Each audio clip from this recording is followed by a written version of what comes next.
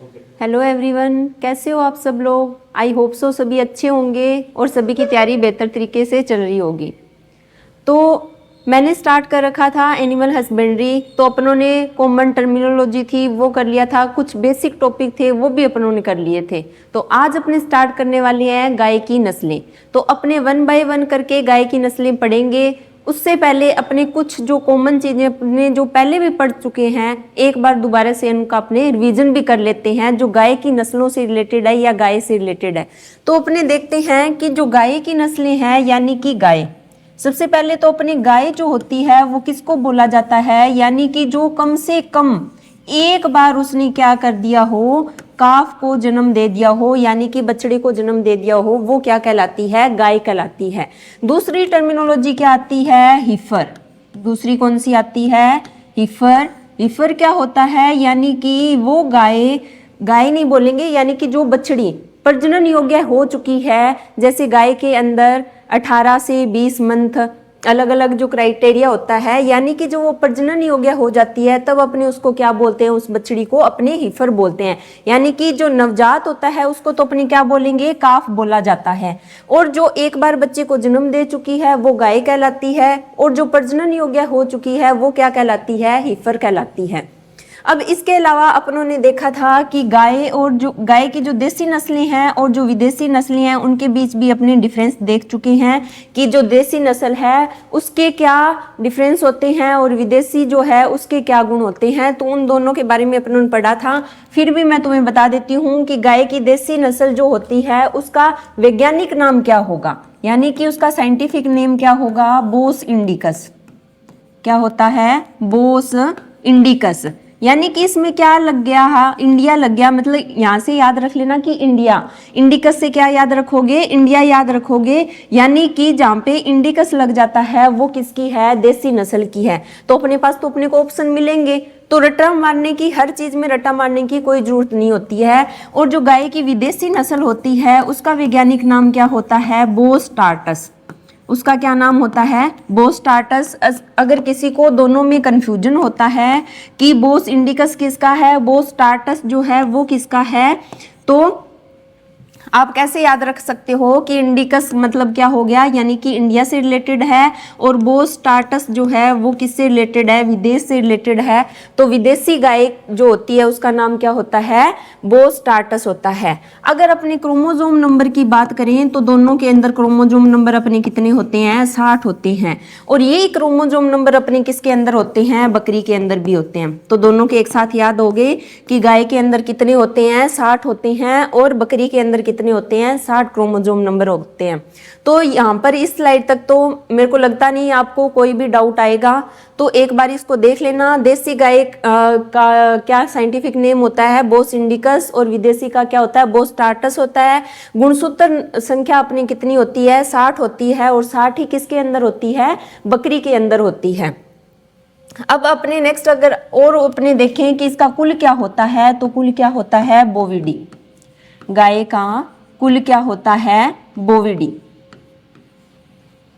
ठीक है, ये कुछ कॉमन चीजें थी गाय के बारे में। अब अपने क्या करते हैं, 1 बाय 1 करके इसकी नस्लों के बारे में चर्चा करते हैं। उससे पहले अपने देख लेते हैं, यहाँ पर अपने को एक वर्ड दिया हुआ है, नस्लें। तो नस्लें क्या होती है, क्वेश्चन ये भी पूछा जाता है कि नस्लों की अपने को डेफिनेशन दी जाएगी और उसके नीचे लिख दिया जाएगा समूह है, नस्ल, ग्रुप, इस टाइप से अपने को ऑप्शन दिए जाएंगे कि इसमें से कौन सा आंसर जो है राइट होगा।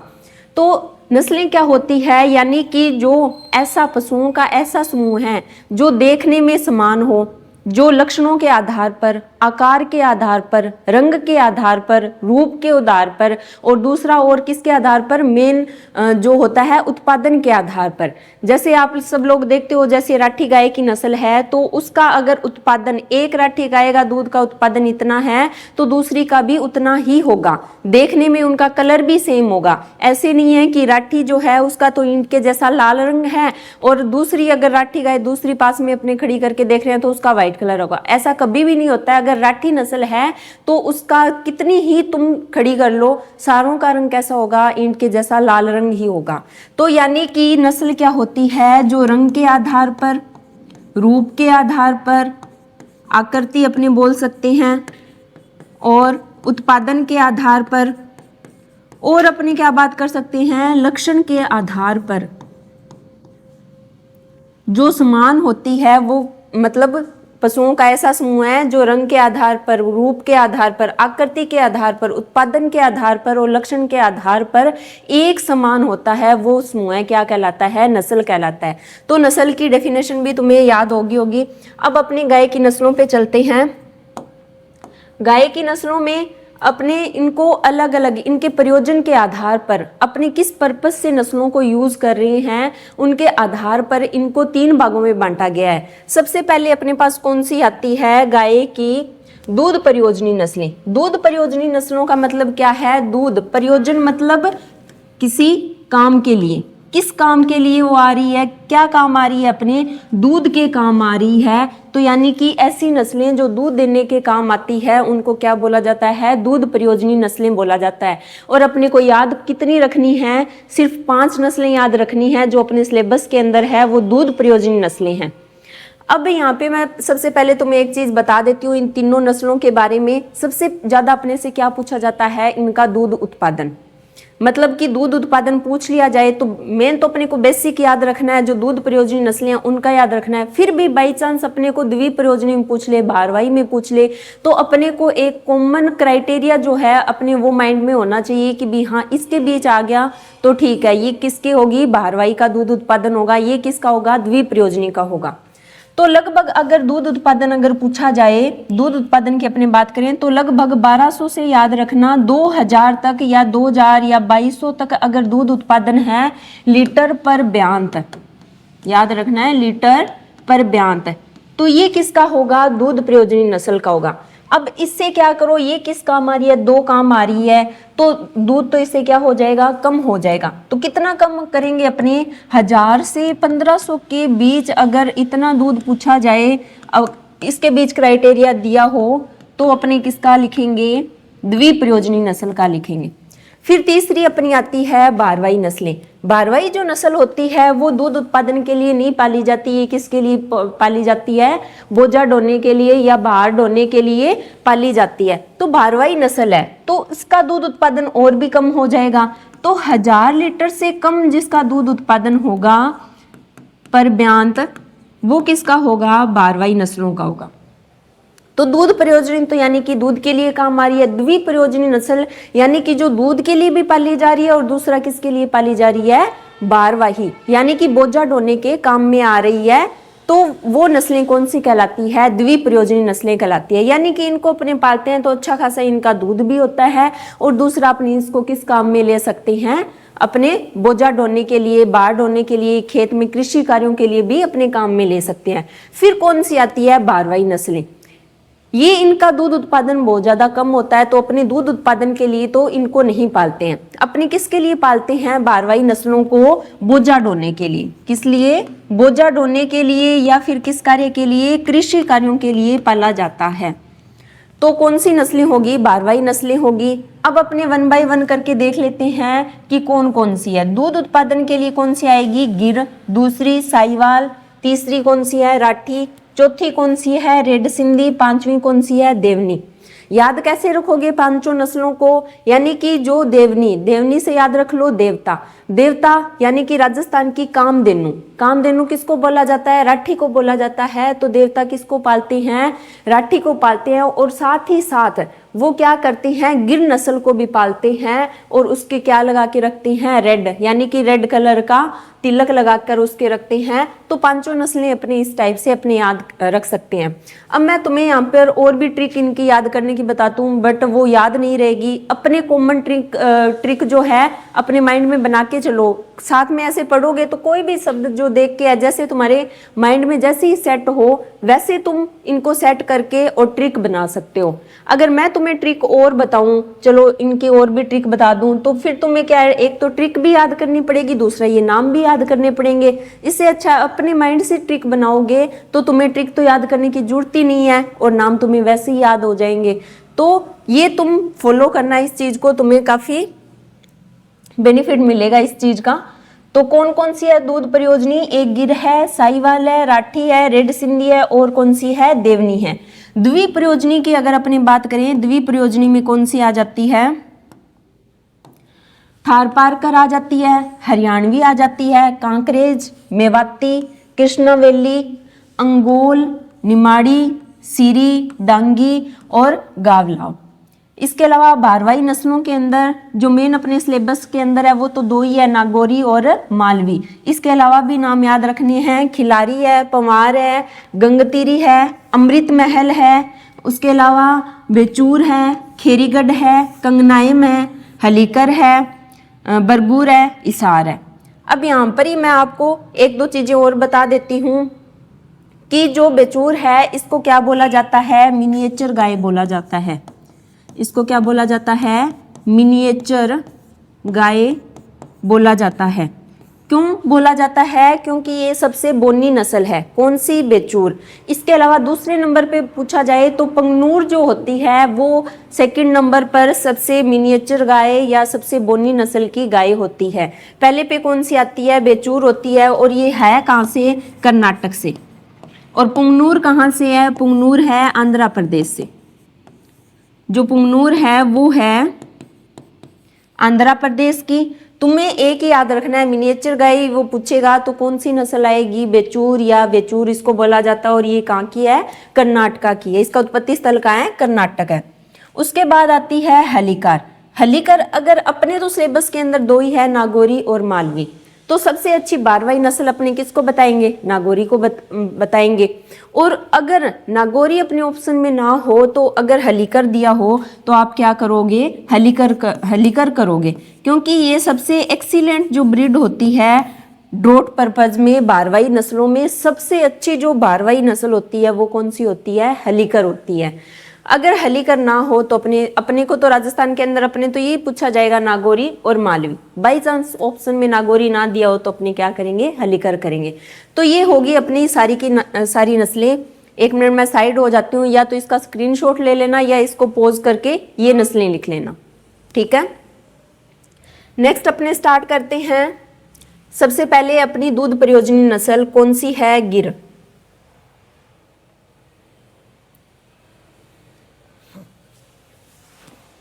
सबसे पहली अपनी कौन सी आती है? गिर। गिर जो है इसका उत्पत्ति स्थल क्या होगा?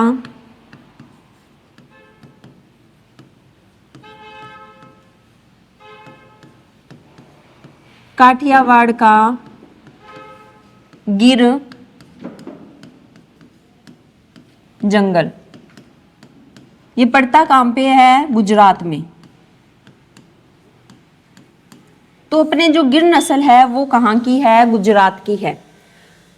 इसके अलावा अगर अपने इसकी लक्षणों की बात करें या इसकी विशेषता की बात करें तो विशेषता के अंदर अपने इसमें क्या आएगा? सबसे ज्यादा इसमें जो क्वेश्चन पूछे जाते हैं वो किससे पूछे जाते हैं? विशेषताओं से ही पूछे जाते हैं। विशेषताओं के अंदर सबसे पहला अपना क्या आएगा कि इसके कान कैसे होते हैं? इसके कान होते हैं लंबे लंबे, ऐसे पत्ती जैसे इसके कान होते हैं। इसी कारण इसको क्या बोला जाता है? जो गिर नस्ल है इसके लंबे पत्ती नुमा कान, कैसे? पत्ती नुमा कान पाए जाते हैं। या फिर एक शब्द और भी लिखा हुआ आता है, घड़ी के पेंडुलम जैसे कान किसके पाए जाते हैं? घड़ी के पेंडुलम जैसे कान किसमें पाए जाते हैं? गिर नस्ल के अंदर पाए जाते हैं। तो ये क्या हो गया? इसका मेन जो लक्षण होता है या मेन विशेषता जो होती है वो किसकी होती है? गिर की होती है। इसके अलावा इसमें एक और भी मेन विशेषता होती है कि इसके सींग कैसे पाए जाते हैं? अर्धचंद्राकार, यानी कि इसके सींग कैसे पाए जाते हैं? अर्धचंद्राकार सींग पाए जाते हैं। तो इसकी दो मेन विशेषताएं हैं। एक तो क्या हो गया? पत्तीनुमा कान या घड़ी के पेंडुलम जैसे इसके कान पाए जाते हैं। दूसरी मेन विशेषता इसकी क्या होती है कि इसके सींग कैसे पाए जाते हैं? अर्धचंद्राकार सींग पाए जाते हैं। दूसरा अपने अगर बात करें, जो इसका माथा है वो कैसा होता है? चौड़ा और उभरा हुआ होता है। माथा कैसा होता है? चौड़ा व उभरा हुआ।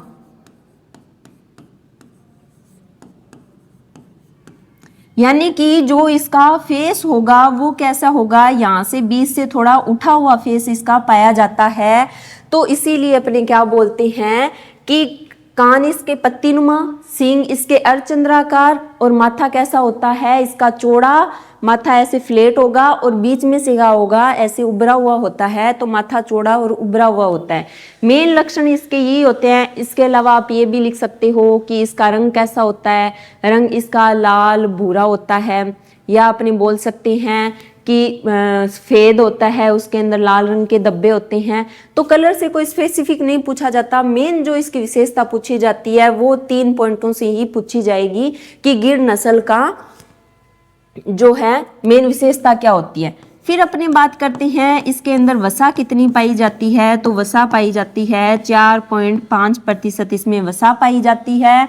और दूध उत्पादन कितना होता है इसका, दूध उत्पादन, तो ये क्या है एक दुधारू नस्ल है, तो इसका दूध उत्पादन लगभग कितना होगा 1500 से 2000 या 1700 से 2000 क्या होता है पर लीटर इसका दूध उत्पादन होता है। तो ये अलग अलग बुक्स के अंदर क्या होता है अलग अलग क्राइटेरिया होता है दूध उत्पादन का, तो इस पे इतना ज़्यादा वो करने की जरूरत नहीं है। बस मैंने तुम्हें पहले ही बता दिया है कि कहाँ पर आप कैसे इसको याद रखोगे। जो दूध प्रयोजनी नस्ल है उनका कितना याद रखोगे, और जो बारवाई नस्लें हैं उनका कितना याद रखोगे, और जो द्विप्रयोजनी है उनका दूध उत्पादन कितना याद रखो। बस वो क्राइटेरिया याद रखना, उस क्राइटेरिया के बीच में आपको दिखाई दे तो आप लिख सकते हो। दूसरी अपनी आएगी साहिवाल। पहले जो अपने सिलेबस के अंदर है उनको देख लेते हैं। नंबर 2 अपनी कौन सी आती है, साहिवाल। साहिवाल जो होती है इसका एक और नाम भी होता है, इसको क्या बोला जाता है, लोला बोला जाता है। क्यों बोला जाता है, इसकी लूज स्किन के कारण, या इसको क्या बोला जाता है मुल्तानी।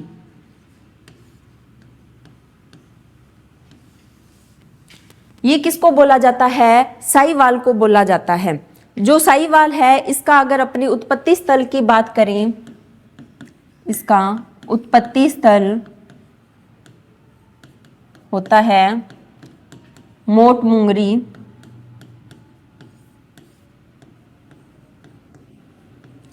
पाकिस्तान।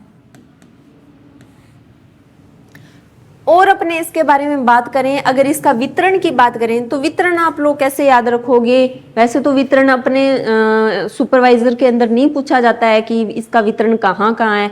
हाँ, विशेषताओं के अंदर देख के जरूर पूछ लिया जाएगा कि इसका उत्पत्ति स्थल ये है, इसका वितरण इस क्षेत्र में है, और एक जो मेन लक्षण है वो अपने को जरूर देगा, वो अपने को रटनी ही है। वो मैं आपको साथ के साथ बता रही हूँ, फालतू चीज़ें रटने की जरूरत नहीं है, वो तो तुम्हें हर बुक्स के अंदर ही मिल जाएगी। इसका कहीं उसका लाल रंग लिखा हुआ मिल जाएगा, वाइट लिखा हुआ मिल जाएगा, उसकी पूंछ लंबी होती है, टांगे लंबी होती है, जिसमें जो चीज़ें स्पेसिफिक होगी वो मैं वहाँ पर आपको बताऊँगी। आपको उन्हीं का ही याद रखना है, बाकी सबका याद रखने की जरूरत नहीं है।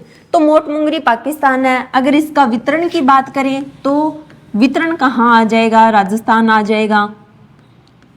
राजस्थान में भी कौन से जिले, जैसे जैसलमेर हो गया, साथ में किसकी सीमा लगती है, जैसलमेर, बीकानेर, बाड़मेर। इसके अलावा पंजाब में भी इसका वितरण आ जाएगा। तो वितरण इतना ज़्यादा वो इम्पोर्टेंट नहीं है। फिर अपने बात करते हैं इसकी विशेषताएं। अगर विशेषताओं को अपने देखें तो विशेषताओं के अंदर साहिवाल जो नस्ल है इसको कहाँ से विकसित किया गया है, IARI। कहाँ से विकसित की गई नस्ल है, अगर पूछ लिया जाए IARI से विकसित नस्ल कौन सी है, तो साहिवाल जो है अपनी IARI से विकसित नस्ल है। दूसरा अपने इसकी और क्या बता सकते हैं कि इसका माथा कैसा होता है। गिर का तो कैसा था, माथा चौड़ा और उभरा हुआ था। इसका क्या होता है, बिल्कुल फ्लैट होता है, बीच में से उठा हुआ नहीं होता है, चपटा इसका माथा होता है। किस नस्ल का, साहिवाल का। फिर अपनी बात करते हैं इसके अंदर क्या पाया जाता है, लैक्टोज। क्या पाया जाता है, लैक्टोज की मात्रा पाई जाती है। और कितनी पाई जाती है? 5% पाई जाती है। लैक्टोज क्या होती है? एक टाइप की शुगर होती है, एक प्रकार की शर्करा होती है जो दूध के अंदर पाई जाती है। तो दूध के अंदर अगर सबसे ज्यादा जो शर्करा है, लैक्टोज जो है, वो किसके दूध में पाई जा रही है? साहीवाल के दूध में पाई जा रही है। और कितनी पाई जा रही है? 5% पाई जा रही है। तो शर्करा ज्यादा है, तो इसका मतलब सबसे मीठा दूध भी किसका होगा? साहीवाल का। सबसे मीठा दूध किसका पाया जाता है? साहीवाल का पाया जाता है। फिर अपने बात करें कि जो साहीवाल है उसके दूध के अंदर क्या पाई जाती है? वसा। वसा जो है वो अधिक पाई जाती है। और कितनी पाई जाती है? 4.5 से 6% पाई जाती है। और किसके अंदर है ये? देसी गायों के अंदर। अगर पूछा जाए देसी गायों के अंदर सबसे अधिक वसा की मात्रा गाय की कौन सी नस्ल में पाई जाती है, तो किस में पाई जाती है? साहीवाल के अंदर पाई जाती है। इसके अलावा अपने और इसकी विशेषताओं की बात करें तो और इसकी विशेषताओं में अपने देख सकते हैं कि ये डेयरी के लिए सर्वोत्तम नस्ल है। डेयरी के लिए क्या है? सर्वोत्तम नस्ल है। तो डेयरी के लिए सर्वोत्तम नस्ल है, यानी कि देसी गायों के अंदर अगर डेयरी के अंदर सर्वोत्तम किस लिए होगी? अगर वो ज्यादा दूध देगी। तो देसी गायों के अंदर सबसे ज्यादा दूध किसका होता है? साहीवाल का। और दूध उत्पादन की अपने इसकी बात करें, दूध उत्पादन इसका कितना होगा? 1800 से 2500 लीटर पर ब्यांत इसके अंदर दूध उत्पादन पाया जाता है। वसा की मात्रा कितनी पाई जाती है? 4.5 से 6% पाई जाती है, जो सबसे ज्यादा पाई जाती है। सबसे ज्यादा दूध मीठा किसका? साहीवाल का। लैक्टोज की सबसे ज्यादा मात्रा किसके दूध में? साहीवाल के दूध में। माथा चौड़ा और चपटा किसका? साहीवाल का। रंग इसका कैसा होता है? लाल भूरा इसका रंग होता है। वो कोई इसका मेन कैरेक्टरिस्टिक नहीं है। इसके अलावा IARI से विकसित नस्ल कौन सी है? साहीवाल है। इसको और क्या बोला जाता है? लोला या मुल्तानी बोला जाता है। क्यों बोला जाता है इसको लोला? क्योंकि इसकी जो स्किन होती है, इसकी जो चमड़ी होती है, वो कैसी होती है? लूज होती है। इसकी लूज स्किन के कारण इसको क्या बोला जाता है? लोला या मुल्तानी बोला जाता है। तो ये अपने किसके बारे में हो गया? साहीवाल के बारे में हो गया। नेक्स्ट जो अपनी नस्ल है वो है राठी। नेक्स्ट जो अपनी नस्ल है वो है राठी। 3 नंबर अपनी दूध प्रयोजन नस्लों में आएगी राठी। राठी जो है इसका अगर अपनी उत्पत्ति स्थल की बात करें तो इसका उत्पत्ति स्थल अपना आएगा राजस्थान। राजस्थान का जैसलमेर व जोधपुर जिला इसका क्या है? उत्पत्ति स्थल है। वैसे तो राजस्थान ही लिखा होएगा आएगा, बाकी जैसलमेर जोधपुर जो जिला है वो इसका उत्पत्ति स्थल है। राठी को और अपने क्या बोलते हैं? इसे क्या बोलते हैं? राजस्थान की कामधेनु। इसे क्या बोला जाता है? राजस्थान की कामधेनु बोला जाता है। यह राजस्थान की सबसे अच्छी नस्ल है। राजस्थान की अगर सर्वोत्तम नस्ल की बात की जाए, राजस्थान की सर्वोत्तम नस्ल कौन सी है? तो वो है राठी। ये क्या है? त्रिसंकरण क्रॉस से विकसित की गई है। त्रिसंकरण क्रॉस से विकसित की गई नस्ल है। त्रिसंकरण क्रॉस यानी कि 3 नस्लों के बीच क्रॉस करवाकर इसको उत्पन्न किया गया है। तो त्रिसंकरण किस किस का होगा? एक होगा Sahiwal, Sahiwal into Tharparkar into red Sindhi.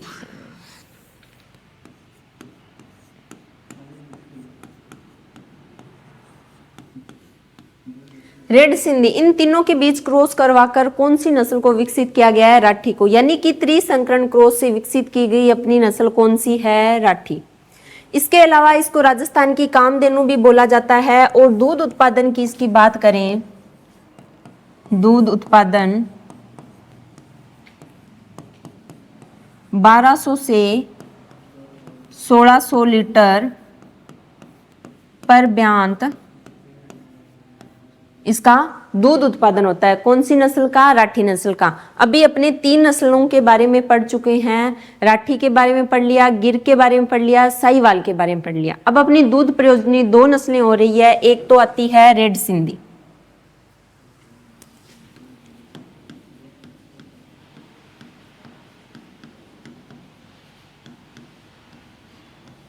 जो रेड सिंधी होती है ये इसका कलर कैसा होता है? रेड होता है। इसके अलावा एक साहिवाल में राठी जो है इसकी एक मेन विशेषता और इसका रंग कैसा होता है?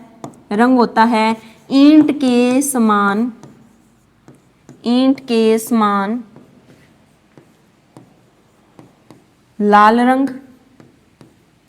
इसके अलावा और अपनी बात करें गल कंबल जो इसका होता है वो अधिक विकसित होता है।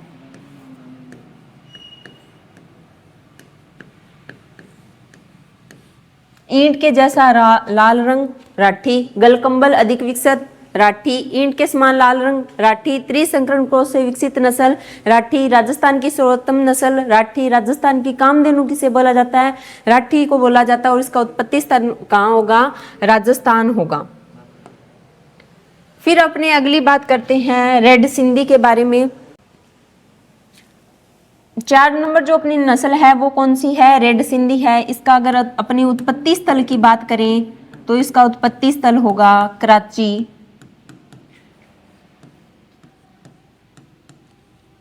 पाकिस्तान। उत्पत्ति स्थल इसका क्या आएगा? कराची, पाकिस्तान आएगा। रेड सिंधी के बारे में एक मुख्य विशेषता ये है कि ये एकमात्र नस्ल है जो देखने से शकल से कैसी दिखाई देती है? चतुर व होशियार। चतुर व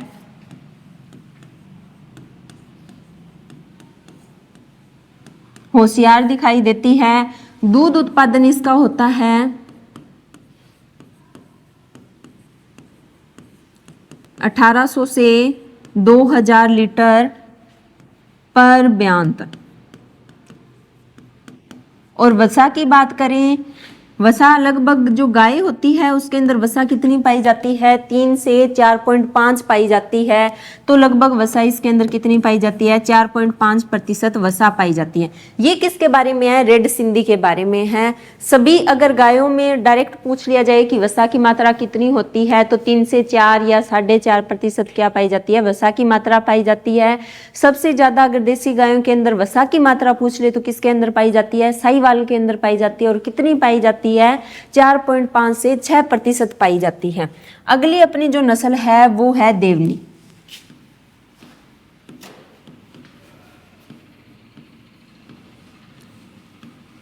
पांचवी जो नस्ल है देवनी, इसका जो उत्पत्ति स्थल है वो महाराष्ट्र भी लिखा हुआ आता है और कई कई बुक्स के अंदर क्या है? कर्नाटक भी है। तो दोनों ही याद रखना कि जो देवनी जो है वो कहाँ की है? महाराष्ट्र या कर्नाटक की है। ये क्या है? एक दूध प्रयोजनी नस्ल है।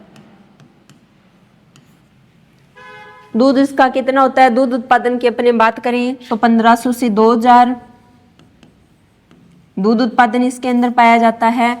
इसका बस इतना ही स्पेसिफिक है कि ये महाराष्ट्र और कर्नाटक क्या है? इसका उत्पत्ति स्थल है। और ये कैसी नस्ल है? ये एक दूध प्रयोजनी नस्ल है। तो ये अपना किसके बारे में होता है? दूध प्रयोजनी नस्लों के बारे में। पांचों की पांचों दूध प्रयोजनी नस्ल पढ़ ली। अब एक बार अपने रिकॉल कर लेते हैं कि कौन कौन सी नस्ल पढ़ी। सबसे पहले अपनों गिर पढ़ी। गिर जो होती है उसका उत्पत्ति स्थल कहाँ होता है? काठियावाड़ का गिर जंगल।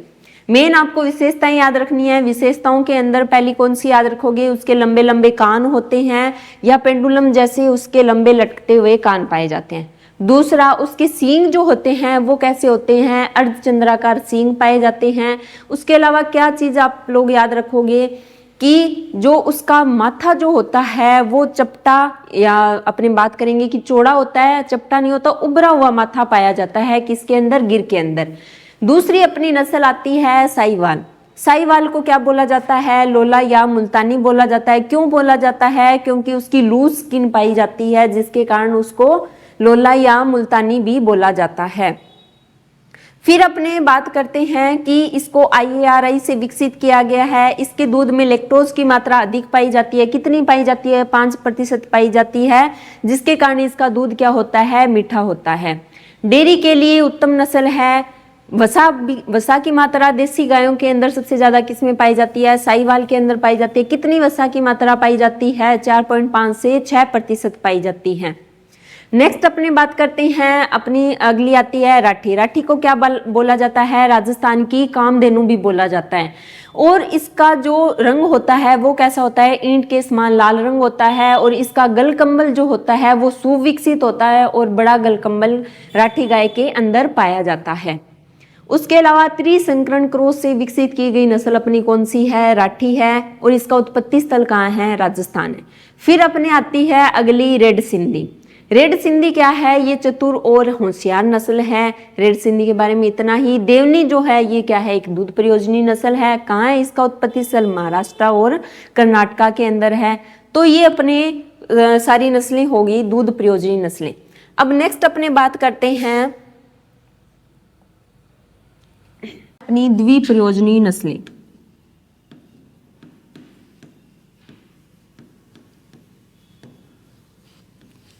द्विप्रयोजनी नस्लें यानी कि जो दूध के लिए भी पाली जा रही है और बोझा ढोने के लिए भी पाली जा रही है। तो सबसे पहली अपनी कौन सी आती है? थार पारकर।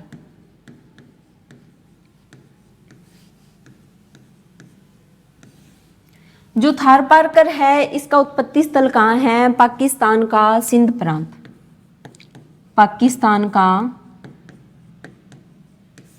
पाकिस्तान का सिंध प्रांत।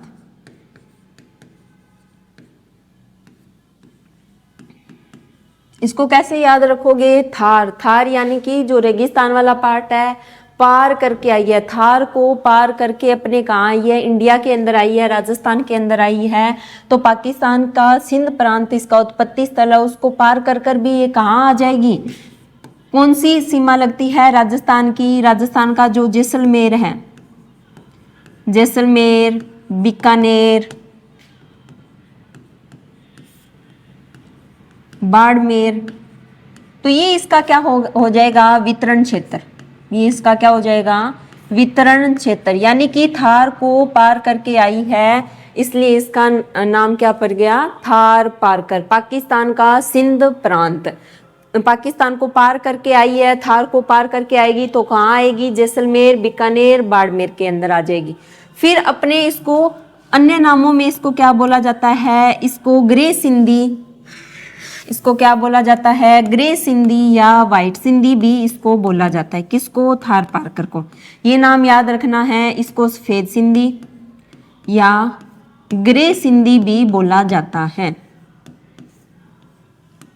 फिर इसके बारे में एक मेन विशेषता ये है कि ये सबसे अच्छी द्विप्रयोजनी नस्ल है। सबसे अच्छी द्विप्रयोजनी नस्ल है। अगर ऑप्शन के अंदर क्या ना दिया हो, थार पारकर ना दिया हो, तो आप लोग क्या करोगे? हरियाणवी। सेकंड नंबर पर कौन सी आती है? हरियाणवी। अगर थार पारकर दिया हो तो फर्स्ट प्रायोरिटी तो किसको दोगे? थार पारकर को दोगे। नहीं तो क्या आप लोग बताओगे कि अगर थार पारकर नहीं है तो क्या बोलोगे? हरियाणवी जो है सबसे अच्छी द्विप्रयोजनी नस्ल मानी जाती है। फिर अपने इसके बारे में और बात करें, इसका दूध उत्पादन कितना होता है? सबसे अच्छी है, द्विप्रयोजनी के अंदर अच्छी है, यानी कि ये बोझा ढोने के भी काम आ रही है। दूसरा किसके काम आ रही है? दूध उत्पादन भी अच्छा खासा दे रही है। तो इसका एक का दूध उत्पादन क्या होगा? बाकी बारवाई नस्लों से ज्यादा होगा। तो लगभग इसका दूध उत्पादन कितना होता है? दूध उत्पादन 1500 से 2000 लीटर पर ब्यांत इसके अंदर क्या पाया जाता है, दूध उत्पादन पाया जाता है। बाकियों के अंदर मैंने क्या बताया था, कितना लिखोगे, अगर द्विप्रयोजनी की बात आ जाए तो 1000 से 1500 लिखोगे और 1000 से कम किस में लिखोगे, भारवाही नस्लों के अंदर लिखोगे। तो पाकिस्तान का सिंध प्रांत इसका उत्पत्ति स्थल हो गया। इसको ग्रे सिंधी या व्हाइट सिंधी बोला जाता है। सबसे अच्छी द्विप्रयोजनी नस्ल बोला जाता है किसको, थारपारकर को। और इसका दूध उत्पादन कितना होता है, 1500 से 2000 लीटर इसके अंदर दूध उत्पादन पाया जाता है। और वसा की बात करें तो गायों के अंदर लगभग वसा कितनी होती है, 3 से 4.5% वसा ही पाई जाती है। इसके बाद अपने इसके अंदर और बात करें तो यह इसको क्या बोला जाता है, ये थार को पार करके कहाँ आई, पाकिस्तान से कहाँ आ गई, जैसलमेर बीकानेर में आ गई। तो इसको और क्या बोला जाता है, इसको बोला जाता है पूर्णतः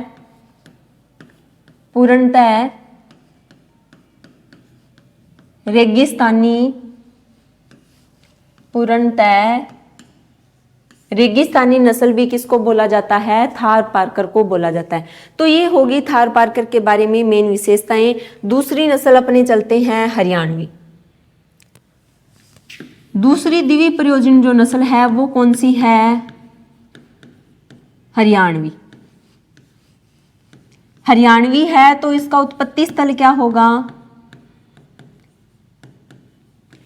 इसका उत्पत्ति स्थल होगा हरियाणा।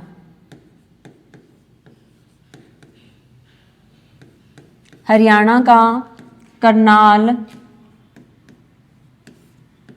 हिसार,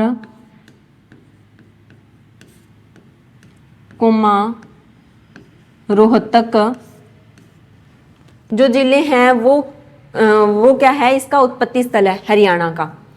फिर उसके बाद अगर अपने वितरण की बात करें तो वितरण के लिए हरियाणा के साथ लगते हुए अपने जिले कौन से हैं, अलवर और नागौर अपनी क्या है, इसके वितरण क्षेत्र में आ जाएंगे। अलवर भरतपुर आ जाएगा, इसके अलावा क्या आ जाएगा, भरतपुर,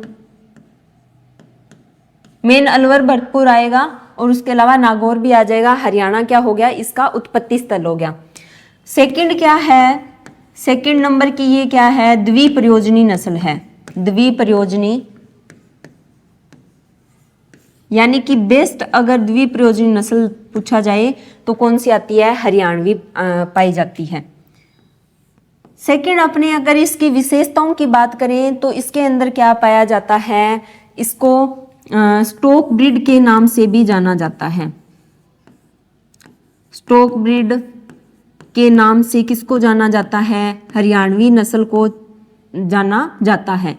इसके क्या पाया जाता है, इसके नाक की या माथे की जो हड्डी होती है उसके अंदर एक खड्डा पाया जाता है, यानी कि क्या पाया जाता है, स्टॉप पाया जाता है। गाय की ऐसी कौन सी नस्ल है जिसकी ये माथे के ऊपर क्या पाया जाता है, स्टॉप पाया जाता है, वो कौन सी नस्ल है, हरियाणवी नस्ल है। इसको और क्या बोला जाता है, स्टॉक ब्रीड के नाम से भी जाना जाता है। इसके अलावा अपने इसकी बात करें, इसके कान कैसे होते हैं, कान छोटे होते हैं, कान छोटे होते हैं। कुब्बड़ कैसा होता है, कुब्बड़ इसका विकसित होता है। कुब्बड़ क्या होता है, यानी कि जो पीठ पर ऐसे, जैसे पशु की गर्दन के पीछे पीठ पर ऐसे उबार सा होता है ना, इसको क्या बोला जाता है, कुब्बड़ बोला जाता है। तो ये कुब्बड़ क्या होता है, एक तो इसमें विकसित होता है, दूसरा और किसके अंदर विकसित होता है, जो भारवाही नस्लें होती हैं उनके अंदर विकसित होता है। क्योंकि अपने तांगा वगैरह चलाते हैं तो वो तांगा वगैरह जो है उसका जो हैंडल होता है वो यहीं पर आता है इस टाइप से, तो इसकी वजह से उनका कुब्बड़ क्या होता है, विकसित होता है। तो दूसरा हरियाणवी नस्ल के अंदर भी कुब्बड़ क्या है, विकसित है, कान छोटे हैं, कुब्बड़ विकसित है, स्टॉक पाया जाता है, इसको स्टॉक ब्रीड के नाम से भी बोला जाता है। सेकंड द्विप्रयोजनी नस्ल है, वितरण कहाँ है, अलवर भरतपुर है और उत्पत्ति स्थल इसका कहाँ है, हरियाणा के अंदर है। तो अपनी दो नस्लें होगी, एक होगी थारपारकर, दूसरी कौन सी होगी, हरियाणवी। तीसरी अपनी कौन सी आती है, कांकरेज।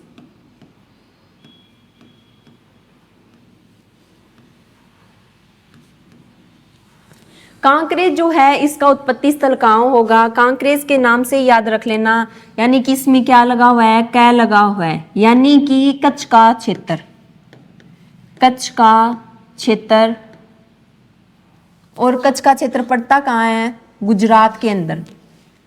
कच्छ का क्षेत्र कहाँ है? गुजरात के अंदर।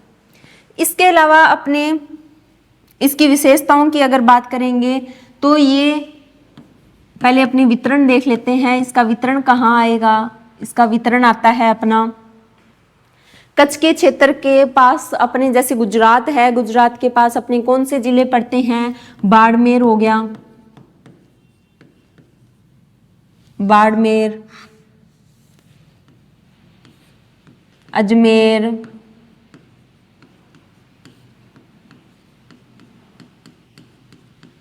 नागौर में किसका वितरण पाया जाता है? कांकरेज का पाया जाता है। अब अपने इसकी मेन विशेषताओं की अगर बात करें, इसकी विशेषताएं देखें कि क्या क्या इसकी विशेषताएं पाई जाती है।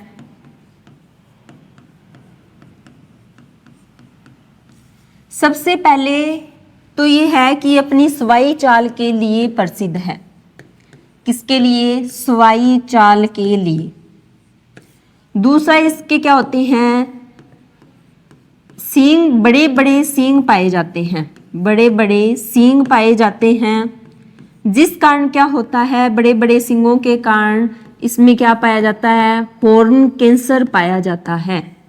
सबसे अधिक हॉर्न कैंसर किसके अंदर पाया जाता है?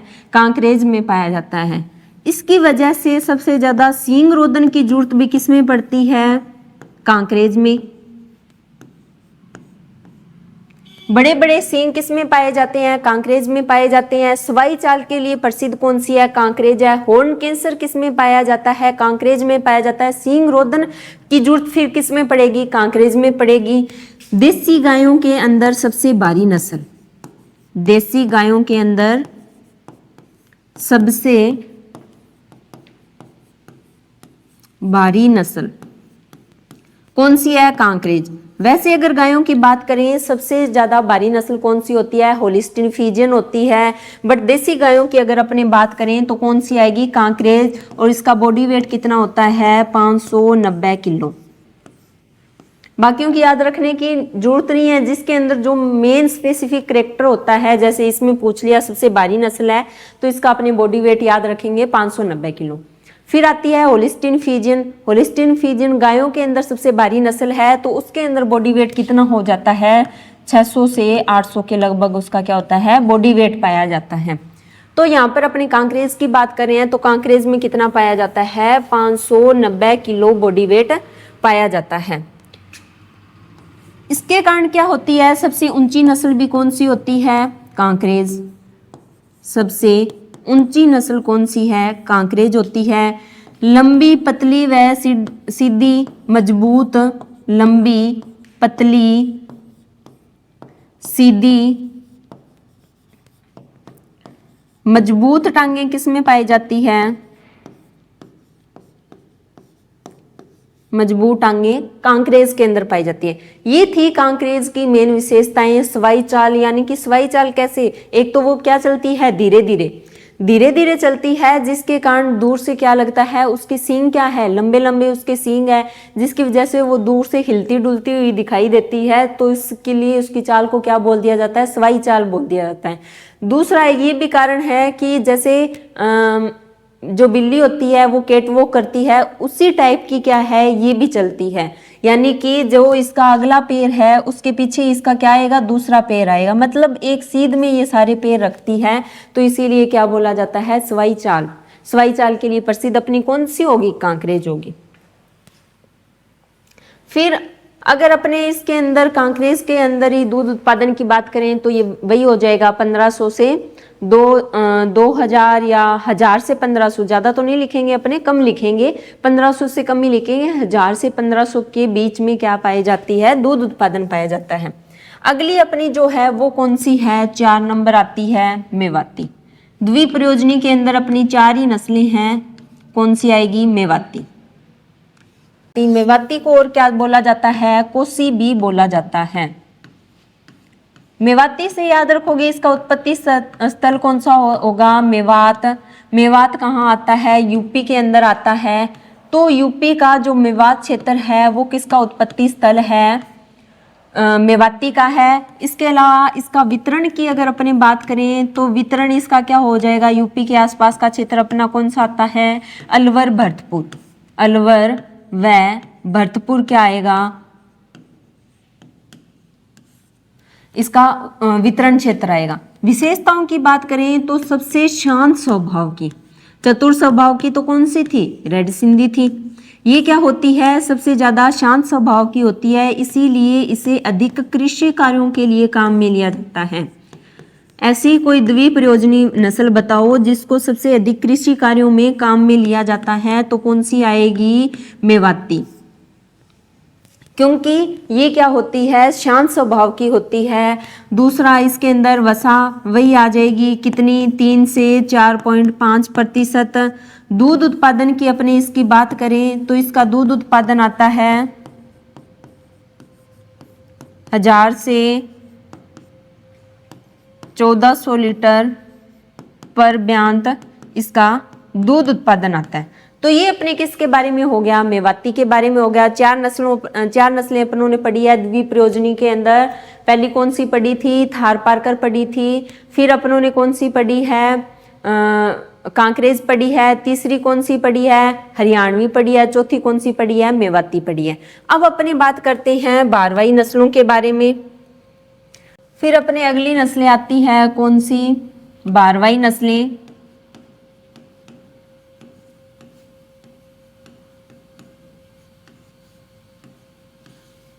बारवाई नस्लों के अंदर अपनी सबसे पहली आती है नागौरी। नागौरी का उत्पत्ति स्थल क्या होगा, राजस्थान का नागौर जिला। इसके बारे में मेन विशेषता इसकी अगर अपने बात करें तो इसके आएगी कि ये क्या होती है, दुल की चाल। दुल की चाल के लिए प्रसिद्ध नस्ल कौन सी है, नागौरी है। दूसरी सबसे तेज दौड़ने वाली, सबसे तेज दौड़ने वाली नस्ल कौन सी है, नागौरी है। और सर्वश्रेष्ठ बारवाई नस्ल भी अपनी कौन सी है, बारवाई नस्ल भी अपनी कौन सी है, नागौरी है। उसके अलावा अगर अपनी इसके बारे में बात करें तो सर्वश्रेष्ठ तेज दौड़ने वाली है, तो इसके पैर क्या होंगे, मजबूत होंगे।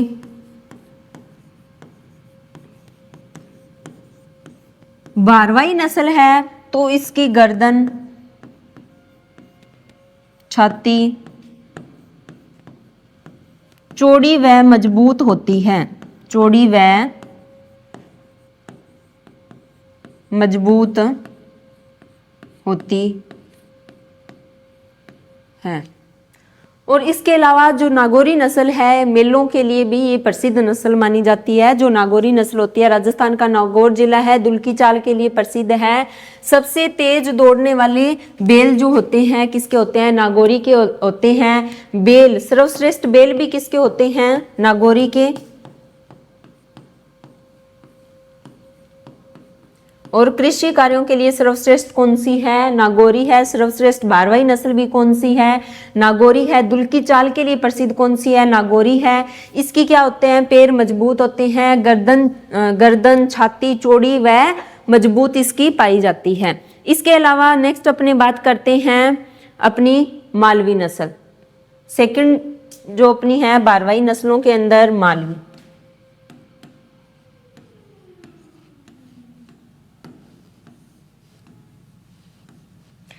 मालवी से क्या याद रखोगे, एक तो माल, एक मेवाती थी, एक कौन सी है, मालवी। मेवाती तो किस में आ जाएगी, दूध प्रयोजनी नस्लों में आ जाएगी। माल से याद रख लेना ये किस में आ रही है, बारवाई नस्लों के अंदर आ रही है। तो मालवी यानी कि जो मालवा का क्षेत्र है वो इसका क्या है, उत्पत्ति स्थल है। मालवा का क्षेत्र क्या है, इसका उत्पत्ति स्थल है। मालवा का क्षेत्र पड़ता कहां पर है, मध्य प्रदेश के अंदर। तो वितरण के अंदर क्या आएगा, वितरण के अंदर आएगा चित्तौड़गढ़, झालावाड़,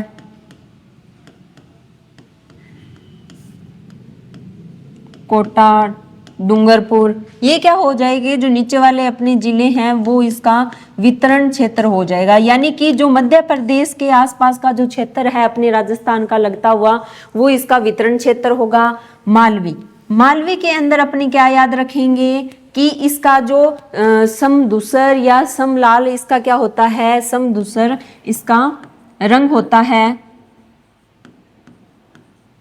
दूसरा, ये बोझा ढोने के लिए उपयुक्त नस्ल है।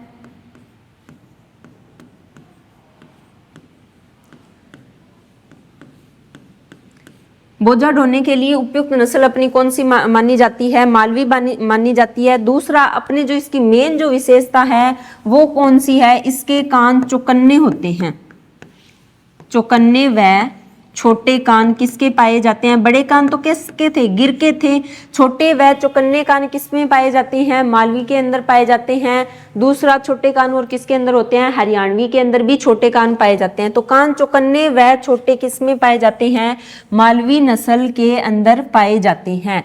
तो इसका कलर कैसा होता है, समधूसर इसका कलर पाया जाता है और ये कृषि कार्यों के लिए उपयुक्त होती है। और ये इसका शरीर जो है गठीला व छोटा होता है। शरीर गठीला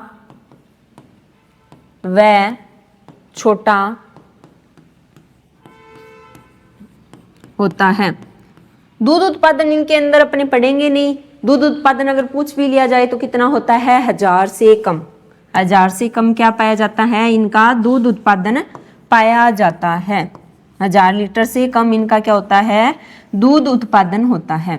तो ये अपने किसके बारे में हो गया, गाय की देसी नस्लों के बारे में अपने पढ़ चुके कि जो गाय की देसी नस्लें होती हैं उसके क्या क्या मेन कैरेक्टरिस्टिक्स होते हैं। अब अपने नेक्स्ट अपने बात करने वाले हैं जो गाय की विदेशी नस्लें हैं उनके बारे में। जो विदेशी नस्लें हैं उनका वैज्ञानिक नाम क्या होता है, बोस टार्टस होता है। क्रोमोसोम नंबर कितने होते हैं, 60 ही पाए जाते हैं। कुल क्या होता है, बोविडी होता है। तो इनके अंदर सबसे पहले अपने बात करते हैं, अब अपने बात करते हैं विदेशी नस्लों की।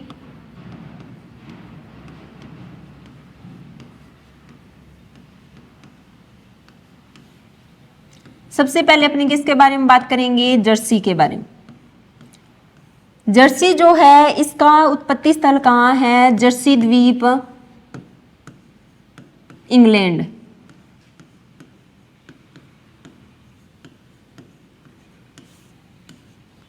जर्सी द्वीप इंग्लैंड क्या है, इसका उत्पत्ति स्थल है। दूसरा, अपने इसके बारे में बात करें तो जर्सी जो है वो सर्वाधिक गर्मी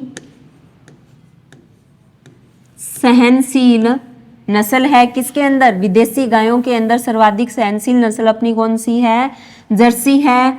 और जल्दी युवा होने वाली, जल्दी युवा होने वाली नस्ल भी कौन सी है, अपनी जर्सी है। जल्दी युवा कब हो जाती है, 8 से 10 माह में हो जाती है। इसीलिए अपने इसको क्या करते हैं, जल्दी युवा होने के कारण ही इसको क्रॉस ब्रीडिंग के अंदर सबसे ज़्यादा काम में लिया जाता है। किसको, जर्सी को क्रॉस ब्रीडिंग के अंदर सबसे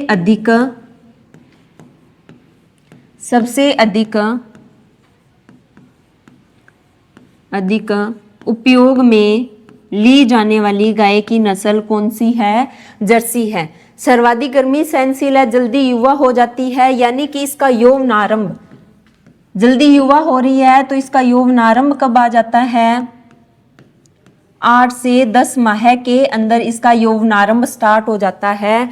तो जल्दी युवा होने वाली और क्रॉस ब्रीडिंग के अंदर सबसे अधिक काम में ली जाने वाली कौन सी नस्ल है, जर्सी है।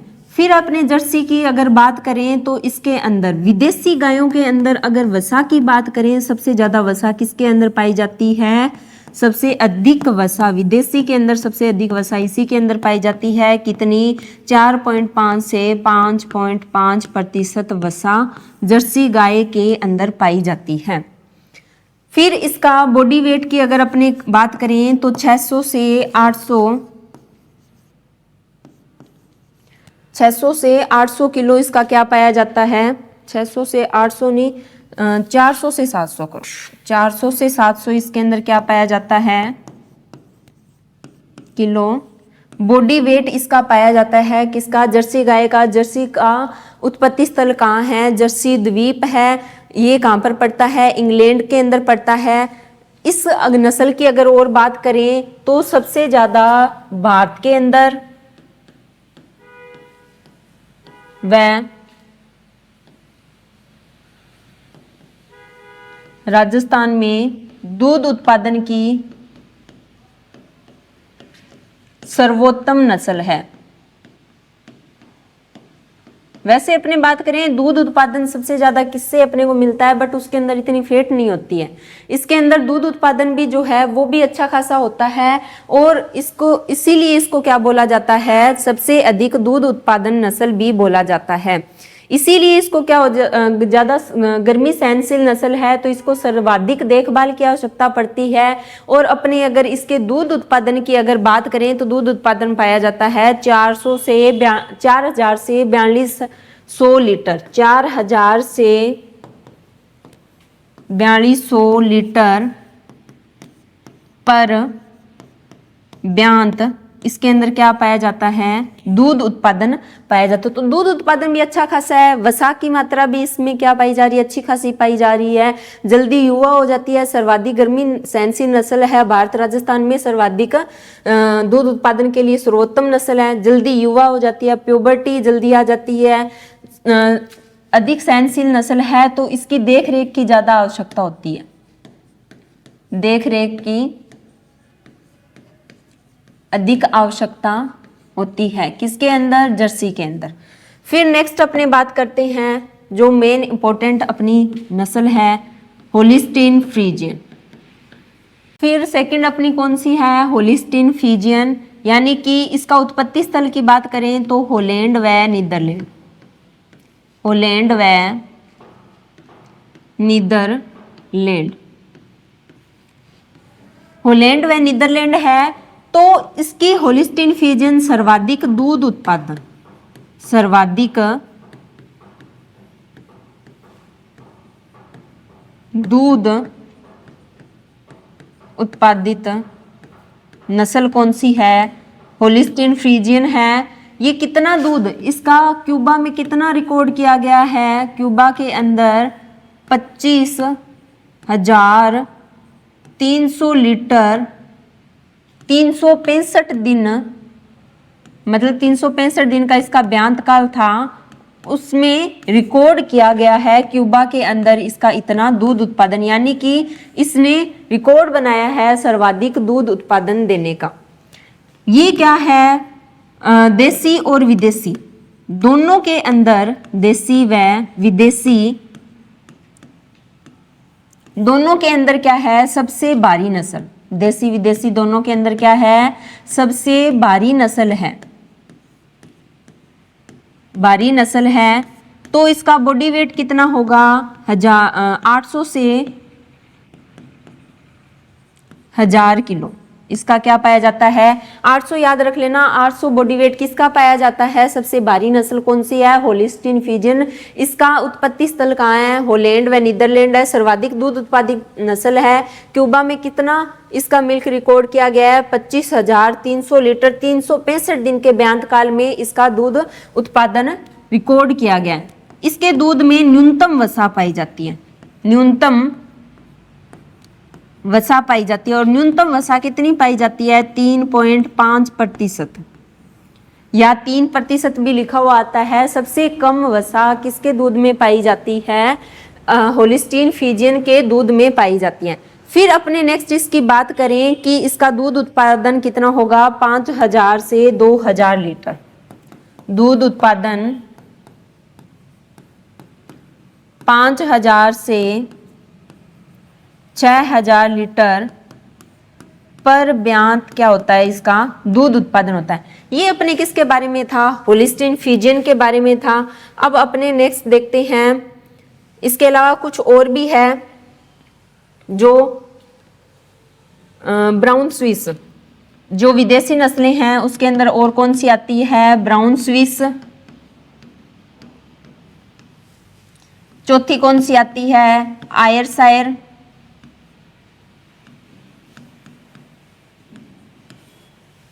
5वीं कौन सी आती है? Red Dane. रेड डेन के बाद अगर अपने आती है शॉर्ट हॉर्न।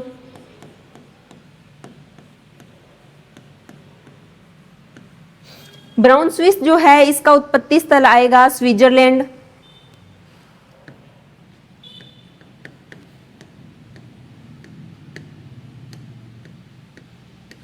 आयरशायर जो है इसका कहाँ आएगा? ग्रंसी द्वीप।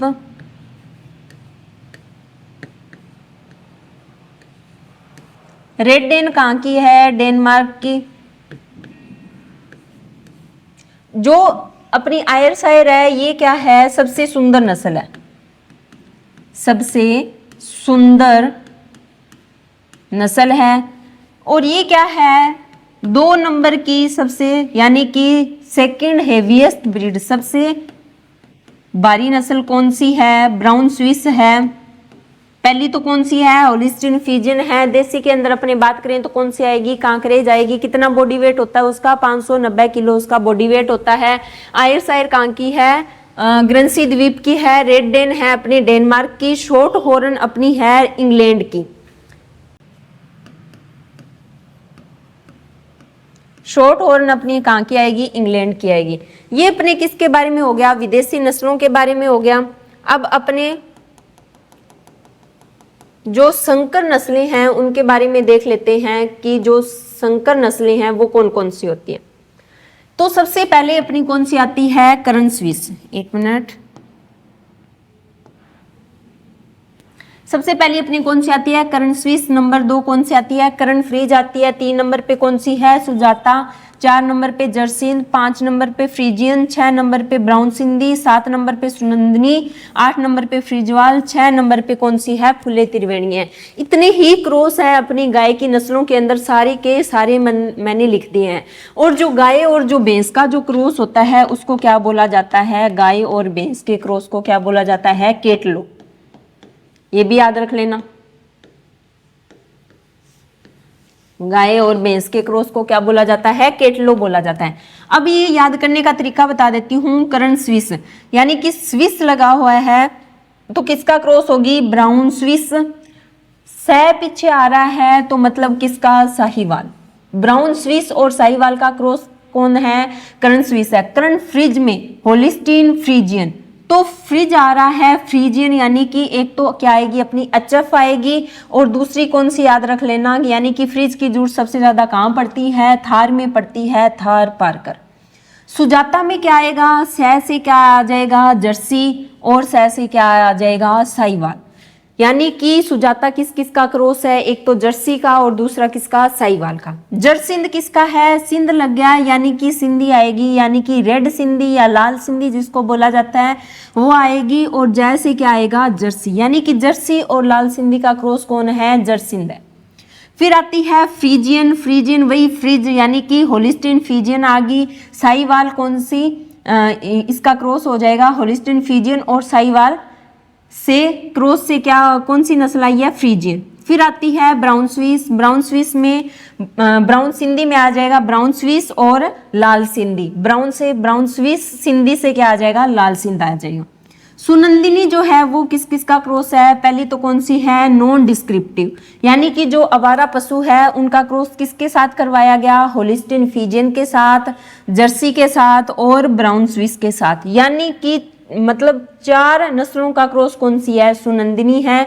फिर अपने आती है फ्रिजवाल। फ्रिजवाल किसका है? होलिस्टीन फ्रीजियन और साहिवाल का है। फ्रिजवाल और फ्रीजियन दोनों सेम का ही क्रॉस है, होलिस्टीन फ्रीजियन और साहिवाल का। फुले त्रिवेणी। फुले त्रिवेणी जो है वो त्रिशंकर को क्रॉस है। एक त्रिशंकर क्रॉस अपनों ने कौन सा पढ़ा था? राठी पढ़ा था। तो इसमें कौन सी है? होलिस्टीन फ्रीजियन है, जर्सी है और गिर। यानी कि जो अच्छी अच्छी तीनों नस्लें थी वो अपनों ने उठा के किसका क्रॉस करवा, उनका क्रॉस करवा दिया। तो अपने पास कौन सी नस्ल आ गई? फुले त्रिवेणी। तो ये अपनी लगभग सारी नस्लें कंप्लीट हो चुकी है अभी तक। अपनों ने देसी नस्लें कर ली, विदेशी नस्लें भी कर ली। देसी नस्लों के अंदर दूध प्रयोजनी नस्लें, द्विप्रयोजनी नस्लें, भारवाही नस्लें अपनों ने पढ़ ली। उसके बाद अपनों ने संकर नस्लें भी देख ली। तो नेक्स्ट क्लास में ये सारी आपको पीपीटी मिल जाएगी, अच्छे से इसको एक बार रिवाइज करना, अपने हैंड रिटन नोट्स खुद से बनाना। जो मैंने बताए हैं करेक्टरिस्टिक्स, जो विशेषताएं मैंने ज़्यादा बताई है वो ज़्यादा याद रखना, क्योंकि क्वेश्चन ज़्यादा वहीं से पूछे जाते हैं, ऐसे कोई नहीं पूछेगा। अब कलर के बारे में पूछा जाएगा तो सभी नस्लों का कलर तो नहीं पूछा जाएगा, जिसका मेन है उसी का पूछा जाएगा। जैसे ईंट के जैसा रंग किसका होता है, राठी का होता है, तो राठी के अंदर कलर पूछ सकते हैं। बाकी होलिस्टीन फ्रीजियन के अंदर, जर्सी के अंदर, इनके अंदर कलर नहीं पूछे जाते हैं। नागौरी का वाइट कलर होता है, थोड़ा बहुत दिमाग में रख लेना। कांक्रेज का भी वाइट कलर होता है। उसके अलावा जो मेन इनकी विशेषताएं थी, हॉर्न कैंसर किस में पाया जाता है, तो ये जो मेन जो टॉपिक है वो लिख लेना। बाकी और अदर चीज़ें लिखने की जरूरत नहीं है, क्योंकि क्वेश्चन तो यहीं से बनने हैं। ठीक है, तो मिलते हैं अपने नेक्स्ट क्लास में। तब तक के लिए थैंक यू और अच्छे से तैयारी करते रहिए। मिलते हैं अपने नेक्स्ट क्लास में।